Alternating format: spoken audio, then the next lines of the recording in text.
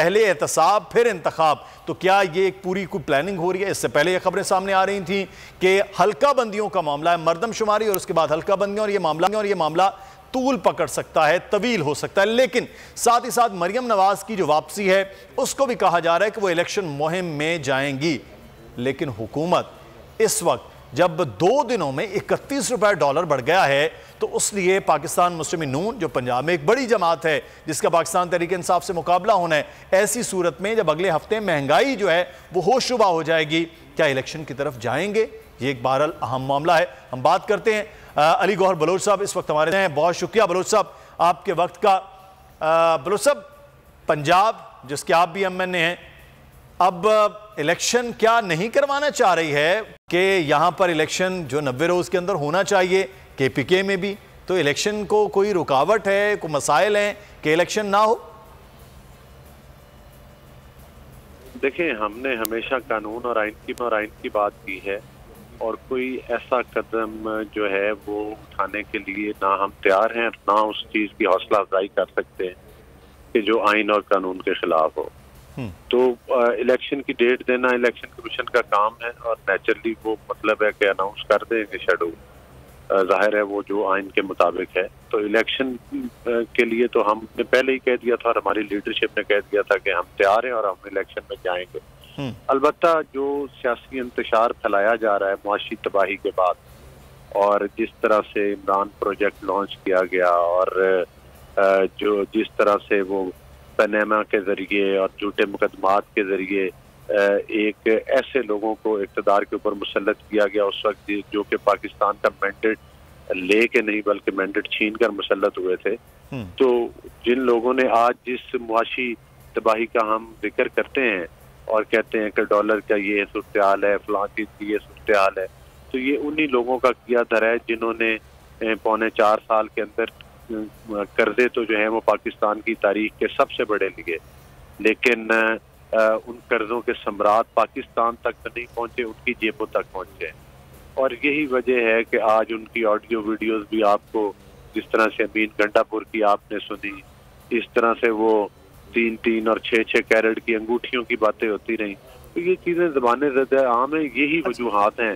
पाकिस्तान की मईशत हालात की वजह से खराब नहीं होती। ये सारा मलबा कोरोना के ऊपर डालते हैं और कोरोना के पीछे बैठ के सुनामी ट्रीज के जरिए और चीनी और आटे के जरिए और BRT पिशावर के जरिए बड़े बड़े करप्शन के स्कैंडल बनाए, पाकिस्तान का लिया हुआ कर्जा हड़प कर गए और आज कहते हैं ऊपर से। अच्छा बलोच साहब, इसमें दो सवाल सर। तो क्या इस सारे अमल में जो आप बता रहे हैं ये सब कुछ पिछली हुकूमत में किया, तो आप समझते हैं कि आप फुली तौर पर इलेक्शन में जाएंगे? और दूसरा, अगर ये सारी करप्शन की कहानियां और ये वो है, तो अब तक पिछले 10 माह में आपने करप्शन के हवाले से कितने केसेस सर इनके खिलाफ किए हैं? अगर वो मुल्की खजाना लूट के हैं तो सर तो फिर तो नहीं छोड़ा जाना चाहिए इनको।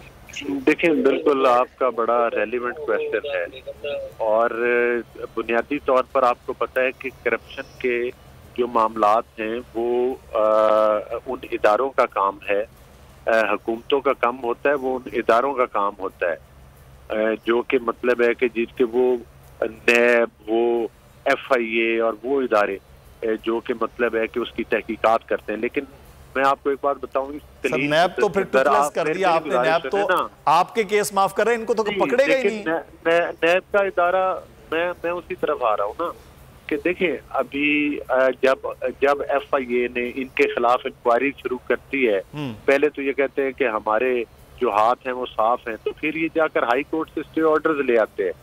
और दूसरी बात ये है कि तोशा खाना के केस में देख लीजिए, एक्सपोज हुए, वहां पर जजमेंट जो थी इलेक्शन कमीशन ने दी। अब वो फंड किस तरह से चोरी हुआ और कहाँ इस्तेमाल हुआ, और ये तमाम काम जो है वो FIA और दीगर इदारों का, और बहरहाल वो केस ऑलरेडी अदालत में है। दूसरी बात है फॉरेन फंडिंग केस, उसमें भी इनका कच्चा चट्ठा जो है वो सामने आ चुका है और उसकी तहकीकात भी FIA कर रही है।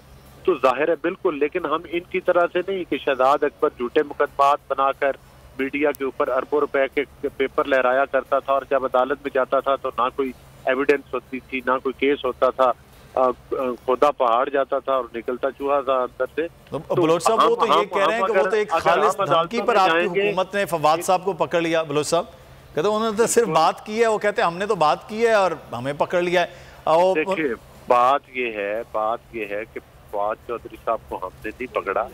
फवाद चौधरी साहब ने एक इदारे के खिलाफ हर्जा सराई की है, जिस तरह से कि उन्होंने शादियों की तकारीब में थप्पड़ रसीद किए थे साफियों के मुंह के ऊपर, फिर जिस तरह से कि उन्होंने लाइन में खड़े होकर जब वो वजीर थे तो इलेक्शन कमीशन को गालियां निकालते थे।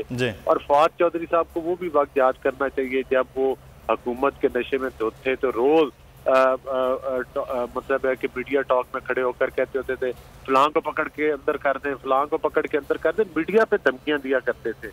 वो वक्त उनको अपना याद होना चाहिए। दूसरी बात यह है कि हम बिल्कुल विक्टिमाइजेशन के जो है वो कायल नहीं है और ना ही करना चाहते हैं। तो बहरहाल अगर कोई फवाद चौधरी साहब समझते हैं कि वो अगर इसमें बेगुनाह है, उन्होंने नहीं किया, तो वो फिर गालियां कौन दे रहा था? ये तो उनकी गालियां तो पूरे पाकिस्तान ने सुनी है, पूरे आपके मीडिया ने सुनाई है। तो क्या इलेक्शन कमीशन को इस बात पर एक्शन नहीं लेना चाहिए था? कल को वो आपको गाली निकाले तो आप क्या कहेंगे कि कोई इलेक्शन कमीशन गालियां भी नहीं, धमकियां दी।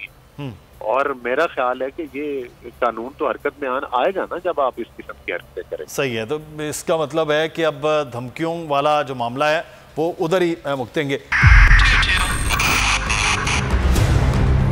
2022 बहुत सारे तोहफे भी देखे गया पाकिस्तान की आवाम को। पाकिस्तान की आवाम को एक तोहफा ये दिया कि आवाम को पता चल गया कि पाकिस्तान का मीडिया क्या है। साल 2022 में सबसे ज्यादा देखे जाने वाला चैनल बोल न्यूज रहा नंबर 1। हमने बहुत सारे शोज और ट्रांसमिशंस की, पूरा साल मुसलसल जदोजहद में निकल गया कि ये वोट ऑफ कॉन्फिडेंस के पीछे कौन लोग थे। तोड़े रेटिंग के सभी रिकॉर्ड। सोशल मीडिया पर भी सबसे ज्यादा तेजी से 2.4 बिलियन व्यूज का संगे मील अबूर किया। एंकर्स को भी आवाम में सबसे ज्यादा मकबूलियत मिली और सोशल मीडिया पर भी बोल रहा सब पर भारी।